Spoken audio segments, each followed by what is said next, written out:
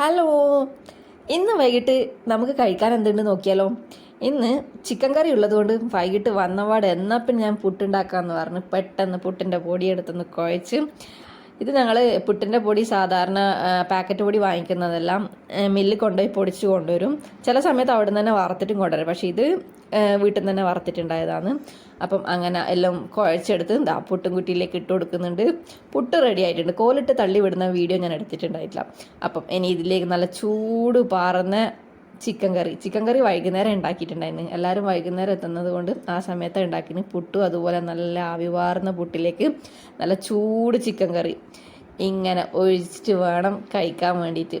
നല്ല ടേസ്റ്റ് അല്ലേ. കൂടെ ഒരു മഴയും ഒരു കട്ടനും കൂടി ഉണ്ടെങ്കിൽ അടിപൊളിയായിരിക്കും. നല്ല ടേസ്റ്റ്. എനിക്ക് ശരിക്കും തൊടാൻ വേണ്ടി പറ്റുന്നുണ്ടായിട്ടില്ല. നല്ല ചൂടുണ്ടായിരുന്നു. ഇനി രാത്രി ഭക്ഷണം കഴിക്കാൻ പറ്റുമോ എന്നറിയില്ല. അതുകൊണ്ട് ഞാൻ ഇത് വെച്ച് ഒപ്പിക്കുവാണേ.